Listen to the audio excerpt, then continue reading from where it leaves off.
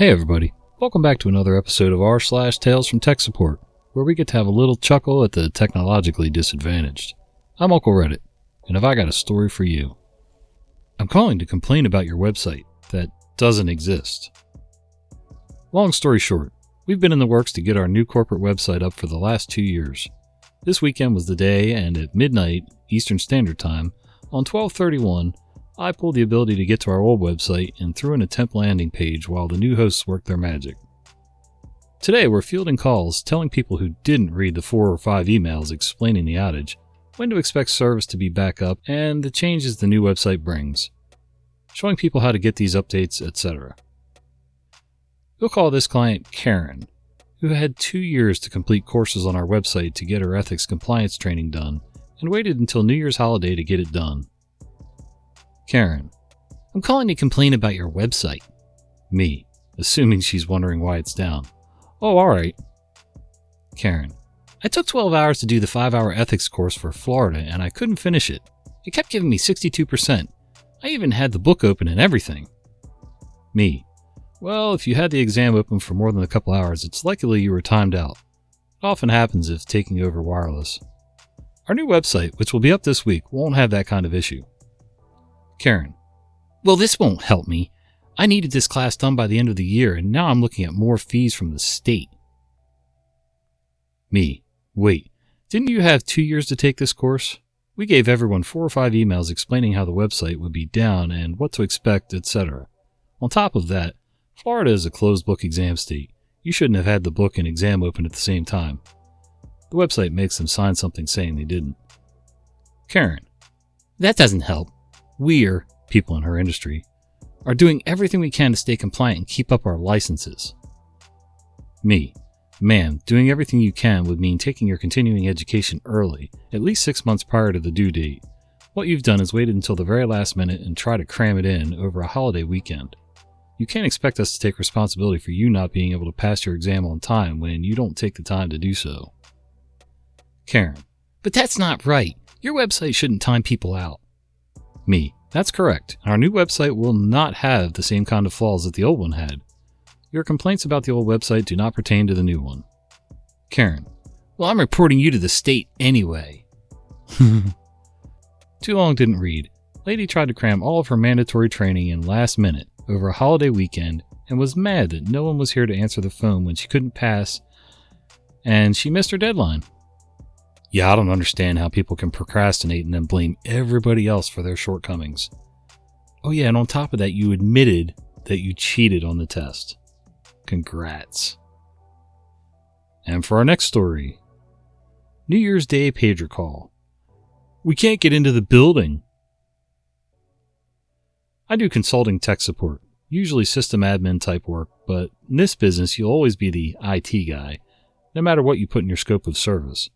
One of my clients, despite having a revenue stream of over $5 million a year and around 40 employees, still won't invest in even an MSP. The owner either spends his time fixing IT issues, has one of his family do it, or expects employees to troubleshoot these problems. If all of those support options fail, the overflow usually comes to my cell phone. That's what happened at 8 a.m. on New Year's Day. New Year's Day around 9 a.m. The scene.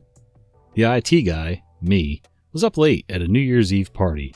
Outdoors, socially distanced, small, and responsible before the haters start chiming in here. And didn't get to bed until about 3 a.m. Although I'm technically not on call, some of my clients will treat me as such, so when I don't want to be bugged, I put my cell phone on silent, which is what happened before going to sleep. Around 9 a.m., I roll over and see my cell phone ringing. Don't think it much. Probably junk. Until then, I notice there are 10 missed calls and 3 voicemails. Surprised and hoping some tragedy had not befallen a friend last night, I check the calls. They're all from the business owner, and the same with the voicemails. I go ahead and listen to one. Voicemail: Hey IT guy, I know it's the New Year's Day, but my company's open. Sure as employees love that fact. And we have lots of work to do. The first people to get to work, though, said that the parking lot gate wouldn't open and the front door card reader isn't responding. No one can get into the lot or the building. Nothing seems to be working. I went in through a window and the power appears to be on. Can't figure it out and really could use you if you could come in ASAP. Flashback to 3 years ago. Now let me rewind to about 3 years ago when I started working for this client. My first job was a few server upgrades. Simple stuff, but before getting into this, I always like to do a review of systems. The network closet was surprisingly organized, and I was able to trace back everything except one older box on the rack. It had an IP, but no documentation. Couldn't get into it any which way, and the owner's kid, who was doing the IT stuff, had no idea what it did. After doing about a day's worth of digging, we came up with some old manuals that suggested it was running all the building security systems. Card readers, parking lot gates, security cams, etc. And we finally got into it by hooking up a monitor, keyboard, and mouse. No network access available. The login was still the default, which was in the old manual. And if the attached receipt was to be believed, it was purchased in the late 90s. I did some hunting and it appeared to be connected to the internet and automatically updating. The last update ran a few years ago, but an internet search yielded very little on the brand name, model, etc., other than some random discussion board conversations. Not wanting to go down a black hole, my inquiry ended there and I made the recommendation to the owner to think about updating the system. It's a little foreshadowing here, but the email I got in response is paraphrased below. Owner: Hey IT guy. All the scope of work was approved with this note. I don't want to do anything with the security system. I had it installed when we moved into the building, and as long as it's working, spending any money on it's going to be a waste of money. The solution I proposed was around $5,000. Fine. Then he decided to insert some unnecessary commentary. I understand this is how you guys make money, by selling unnecessary services, jacking up rates, and padding bills. I just want the service we talked about. Please restrict your work to approved scope. If any work beyond that is performed, I will not pay you for it. Okay, something in my head says to update the scope to include something in the notes. Not responsible for security system box with some identifying details. Agrees to hold harmless for any work that might impact this system. Any work performed on security system will be by separate agreement. Initial here. Owner signs updated scope of work and the job is booked. Back to present day. I'm tired, but figured might as well knock this out, so I call the owner. Owner: Hey IT guy, thanks for calling back so soon. I got everyone in, but we have to leave the door hanging open and everyone is parked illegally on the street. My kid is out of town and I really need someone to look at this ASAP. Me, after going over some basic questions. Power on? Check. Internet working? Check. Etc.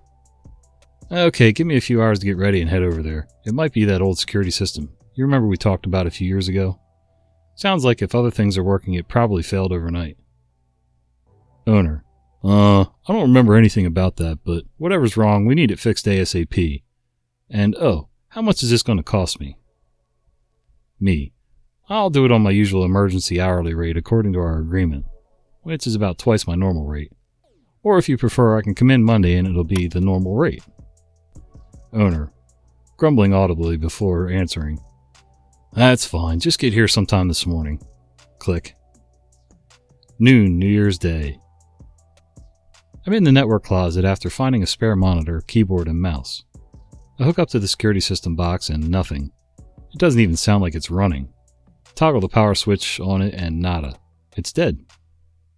I go back to my notes and look up the name of the company that manufactured the system, finding an old news article about how they went bankrupt in 2010. Links to any support are all dead. Searches come up with a few older discussion threads on how similar devices have failed, asking for help. Most useful response is the company is closed, support ended in 2016, and only way to keep it running was to find used components and perform a lot of DIY. Owner, red-faced, obviously angry at dealing with angry employees and appearing hungover. So were you able to get it up and running? Me, no, the device is dead. It won't power on. Then I go on to explain the specifics to a very impatient owner. Owner, that is unacceptable. I need this up and running now. Can you restore a backup or something? Me, it's some kind of proprietary hardware, so even if I had a backup, I would need a similar device to restore it to, and those aren't available commercially since the company is no longer in business. I could look at getting one online via eBay, but there's no guarantee that it'll even work. Owner, getting visibly annoyed and increasingly angry at the situation. What do you mean? What am I going to do? I can't leave my front door open and the local cops are going to start ticketing my employees. My contracts require me to have these security features in place or I'm supposed to close. And if one of their auditors hears I'm open with this system down, it'll cost me big time. The downside of being a jerk boss is your employees have little incentive not to be a whistleblower. For brevity, turns out the kind of work the owner does for his clients is highly sensitive, and they take security seriously. He shouldn't be open right now with these systems down, but he's taking a risk because of the holiday. Chances are real if someone blows the whistle, if he stays open with them down, that he could lose his whole contract or pay big fines. So a solution is necessary and time sensitive. After a few hours, I work up 2 solutions, while continuing to charge my emergency rate. Keep in mind, we're right up against the weekend and it's New Year's Day in the late afternoon. Option 1. I tracked down a used device about a 6-hour drive away. The guy selling it actually responded to me and it's available for in-person pickup if I have cash. The box itself is several $1,000s. Drive with reasonable stops is going to be 14 to 16 hours, and then probably another 5 to 10 to see if I can even get it up and running. My quote for this is $30,000, non-negotiable. Oof. 10-hour max on trying new box, hourly rate after that. I'm doing the drive as part of the job, full rate, because I want to make sure it works before purchase, and see if that tech has any inside knowledge on the system. Yes, I inflated my rate, but it's all weekend, emergency work, and the owner has annoyed me to no end. Option 2. A friend who does security systems comes in to scope the job for a new system. At overtime rates, he can rip out the old system and completely replace it with a new one that weekend. It means new everything. The old stuff is old and not compatible with any newer system. Also would have to redo all the cabling, set up, migrate to new cards, and perform a bunch of admin work. It'll take him and his crew all weekend, but he has the hardware in stock and can get it all done. Bill will be about $100,000 for everything, including me helping at a nice rate and a little commission for the job. I present both options to the owner without recommendation, knowing he isn't going to pay attention to that anyhow. The decision. To my surprise, he is visibly agitated at the price tag for either option, and after trying to negotiate, to which he finds both prices are firm. If he wants normal rates, his job goes into the same queue as the other work and gets done mid-month. Owner, let's do the second option. I can't risk this not working on Monday. I'll be on site all weekend in case you need anything and to make sure the job is done right. Too long didn't read. Jerk of a business owner ignores advice of IT consultant when it comes to old, discontinued hardware that runs essential systems for the building, thinking he's smart and saving money by avoiding being fleeced by a consultant who proposes unnecessary work. A few years later, that system fails and the emergency fix costs him about 20 times more than the original solution. And for the curious, I'm going to make a lot of money off his incompetence, so it'll be a happy new year for at least me and my friend. Good for you, OP. Again, people don't listen. They think you're just trying to rip them off and, like you said, propose unnecessary things when, in reality, they're working on borrowed time with junk equipment. It happens. Now he's going to pay for it. And for our next story, subject line and support ticket says, reading. I'm a computer tech for a public school system. It's a brand new campus with mostly new staff, so getting everyone to use our ticketing system was a chore in and of itself, and is still an ongoing effort. A short while ago, I got a ticket from a teacher, and I honestly don't even remember the issue. This particular teacher gets on my nerves because he rarely submits a ticket versus texting or reaching out on Teams, but when he does submit a ticket, the description is always super vague. Computer don't work, kind of vague. Then when I respond asking for more details about the issue, the guy ghosts me weeks until I close his ticket. Anyway, I get one such vague ticket from this guy, and the subject says reading. Then the description says something like, computer don't work. I pause and try to make a connection between the issue and the description, and the subject, but I can't figure out what he means. I let it go and just show up to the guy's classroom and deal with whatever the issue was, and don't give it another thought. Then a week or so later, I get another reading ticket from the same guy. This time it's a Wi-Fi issue or something. Again, I'm confused about the subject line. Is the Wi-Fi affecting his ability to read something? I don't know. Again, I let it go. Then a few days later, I get a ticket from a different teacher with the subject of math. Right then it hit me like a ton of bricks. These teachers think I care what subject they teach when they submit a help desk ticket, like somehow the subject they teach has an impact on their IT issue. I busted out laughing right then because it was so obvious now what they meant. I couldn't believe I didn't catch on sooner. And the fact that this seemed logical to the teachers is all too much. I can't get a clear description about their IT issue, but I'm damn sure going to know what subject they teach. Yeah, it's amazing. I've said it before and I'll say it again. Listen, I love all you higher educated people. I really do. Academics, love you from the bottom of my heart.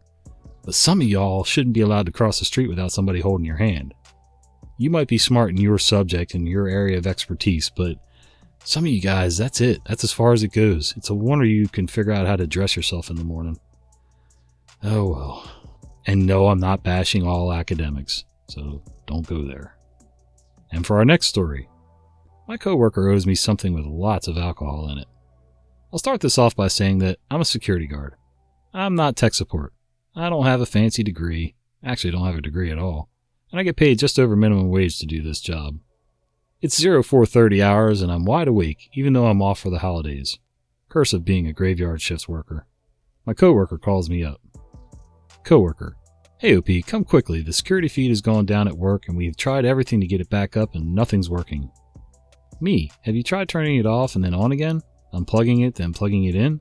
Coworker: Yes, we tried everything. Me: Okay, I'll be there shortly. I live 2 blocks from work, and I am not calling the building manager at 5 in the morning for something like this, especially if it turns out to be something simple.